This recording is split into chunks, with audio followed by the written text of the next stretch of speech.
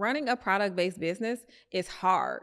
Retail is up and down. It is not a consistent industry. And so are you really ready to ride the wave of retail? And this means freedom, self-awareness, expression. And this to me means you can be more than one thing. I'm Jasmine Bowdry, and you're listening to And This Podcast.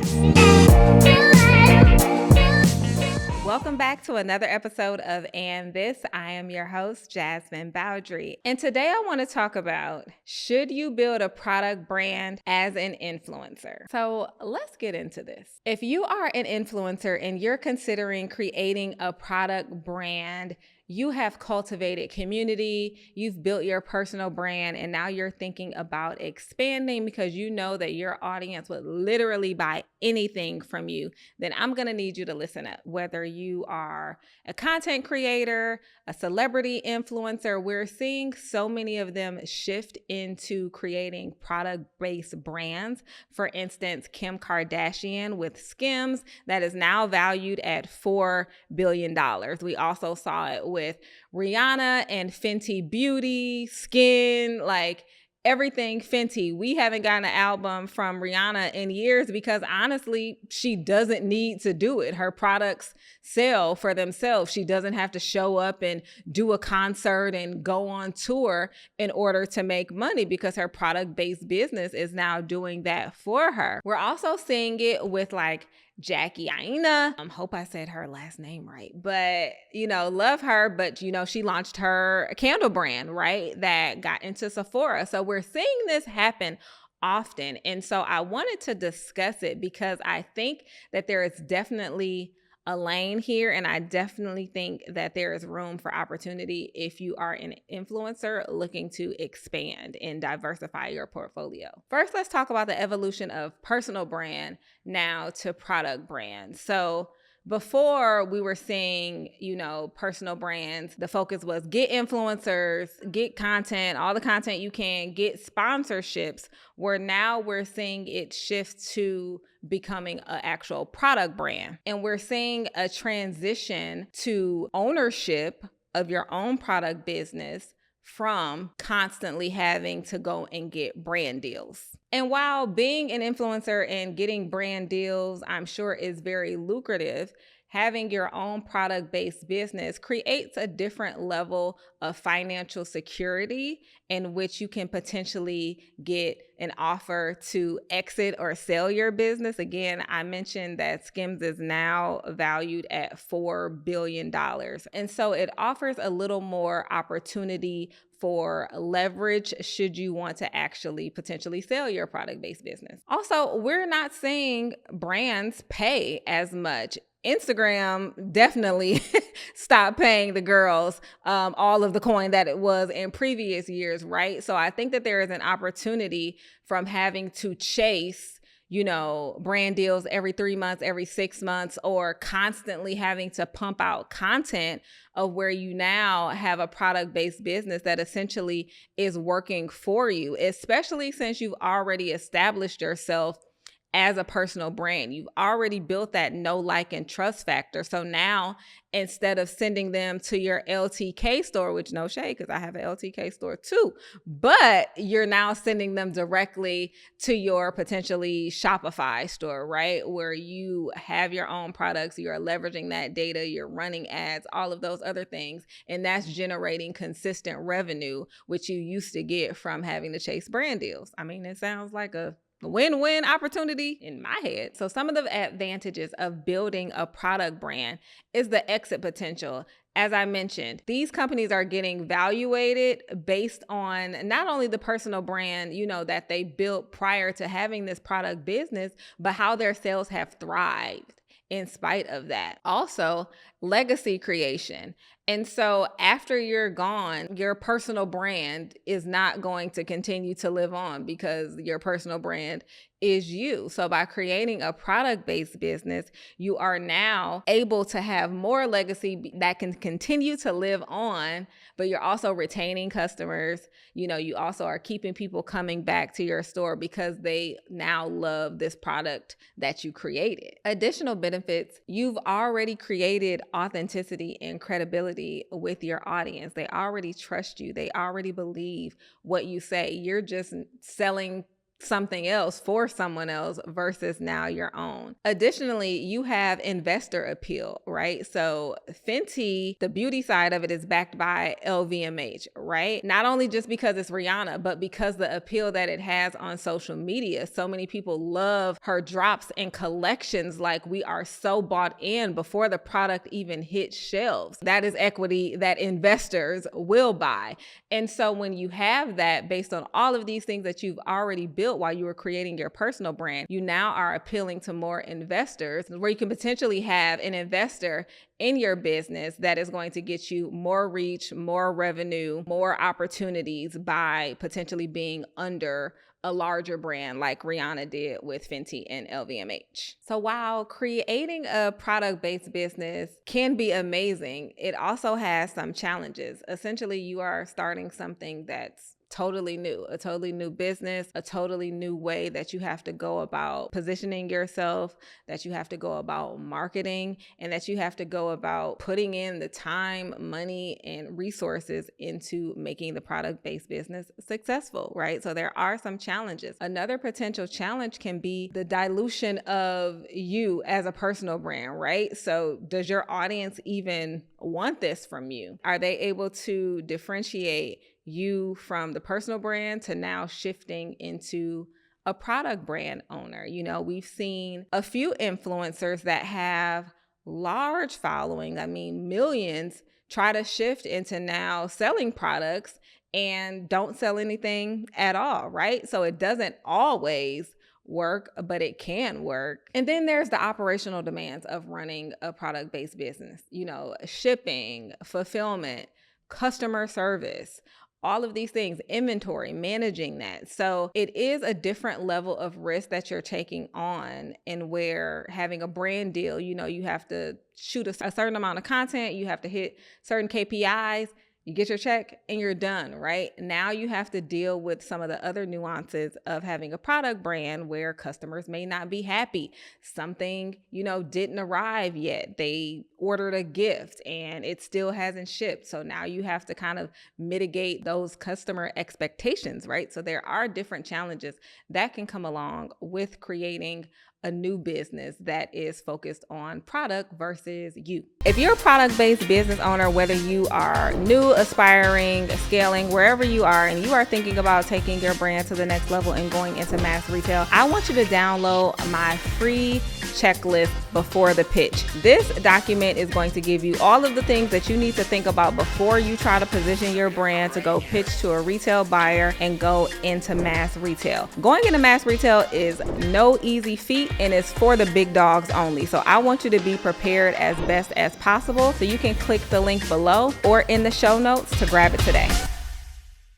And so some strategies that I would share for building a new product-based business as an influencer is creating something that you're actually not only just passionate about, but actually solving a problem. Like, it's filling a need, it's a gap, and your product is now the solution for that. If you compare Rihanna's launches to Beyonce's launches, and not saying that, one is better than the other, but a lot of people have shared and expressed online that they aren't resonating with all of these product launches that, Beyonce has. She had Sacred Hairline. She launched whiskey. She, did a partnership with Levi. She just announced a perfume. Like, she's doing all of these different kind of product things. And it could be testing, right? It could be testing to see, well, what does my audience truly want from me? Whereas Rihanna came in was like, I see a gap within the hair care space. I see a gap within beauty and how we show up in our beauty. I'm going to make this packaging beautiful. I'm going to make it relatable. I'm about to do this bomb campaign and bring everybody in along the journey. And we were sold on Fenty Beauty before it even launched. You see a shift between the two and how they actually go to market. So you want to just not be throwing things on the wall and seeing if they stick. You want to actually create something that is filling a need. Also, are you building this to sell, or are you just trying to generate revenue? Because those are two totally different decisions. Like if you're building it to sell, you're ideally going to maybe start with a few hero SKUs, a few like launch type products, see how they perform, but you already kind of have a roadmap of the different avenues and lanes that you want to go into, because you're now creating an entire product suite of things because you are positioning your business to sell, versus let me put out this perfume, see how that works. I don't have a perfume collection, right? I'm just going to put out this one item. I'm going to put out this one item of bourbon, see how that sells. That seems like it's more of like testing and revenue generating versus a model of I am building this to actually sell and be able to leave legacy for generations to come based on that potential acquisition. Also, you want to make sure that the products that you're putting out actually have quality and standards. You don't want to put something out just to be putting it out, right? I've seen a lot of celebrities launch different products, and typically they're using a third-party vendor. So it's, hey, I'm a celebrity. I want to now launch hair care, skin care, etc. And they aren't a part of that quality vetting process, right? It's someone else, they're just stamping their name on it, but someone else is actually like manufacturing it and making it. And typically they make it for several different companies, and they're now just using that celebrity's name. The celebrity then gets a percentage of that. So they get royalties from that, versus you creating something that you genuinely believe in, that you genuinely believe will solve a need and fill in gaps in the industry. So while this is a very viable option based on the climate that we're currently in, there are still some risks associated with an influencer potentially branching out and creating a product brand of their own. The first would be market saturation, right? Like, are there too many hair care brands? Are there too many skincare brands? Are there other brands that are doing this well and they are serving, they're serving their audience, they're serving the need, they're filling the gap? Do you want to actually enter that space and now have to compete with those brands, right? And you always hear nothing is ever oversaturated if it's meant for you, blah, blah, blah. But there is a thing as market saturation, right? Like we've seen how many natural hair care brands, expand over the years, right? And so what happens is your consumers now have to make a decision on who I want to spend my dollars with, right? And so that's why you want to try to enter spaces that are not overly saturated, because you have more opportunity for your audience to really latch on and establish you as their go-to. Also, success isn't guaranteed, right? It costs a lot of money to build a product-based business. And so you can invest a ton and not see a return. Like it could not work out. And so then you're like, SOL, because you've now invested, thousands of dollars into creating this new business, and it simply doesn't resonate. It doesn't work. Another risk is lack of market research, right? So you think you know your audience now, right? Like you've been serving them in this space, you've built them, those are your people, right? But they may not want these products from you. So really surveying your audience, polling them, looking at Google Trends and other industry insights to really understand and research the market that you want to potentially enter into, to see if this is a space that your audience actually wants, not only from you, but just in general. Like, is this something that they're already purchasing just from somewhere else, and now would they make the decision to purchase with you? So please do your due diligence and actually research the market in which you are trying to go into. If you're an influencer and you're still considering creating a product-based business, here are a few things that I want you to consider. One is financial growth over building and creating a legacy, right? Which one is best for you? Which lane do you actually want to play in? As I mentioned before, those are two totally different decisions, which will require different strategies. So if you're someone in the wellness space, right? Like you are a wellness influencer, you focus on holistic health and Pilates and yoga and just all of the things wellness, right? You might be considering launching a wellness journal, right? For someone to jot down their thoughts, how they're tracking their wellness. Well, that would be more of like financial kind of gain and growth because it's one product. You'll probably sell a ton of units. You'll probably make a lot of revenue versus long-term success and legacy building would be journals, planners, potentially an app, maybe your own workout mat, Pilates mat. Like you're thinking of an entire suite of products for the long haul versus just one product that you're just trying to sell immediately. Are you testing products or are you solving a problem? As I mentioned earlier, we are seeing two of our favorite celebrities both in product-based businesses, expanded to product-based businesses, but they're doing it differently. It seems like Beyonce is testing right now. She's trying to test and see what works, where Rihanna seems to be very committed to solving a problem, to solving the needs and providing solutions for her audience. So you really want to determine, are you in a position right now where you're trying to test and learn, and do you have the resources to be able to do that because testing is costly? Or are you really committed to doing the research, talking to your audience, really understanding your audience, and then creating products that are suited just for them that you already know they're going to buy and love? The last thing I want you to consider is long-term vision. As I mentioned before, running a product-based business is hard.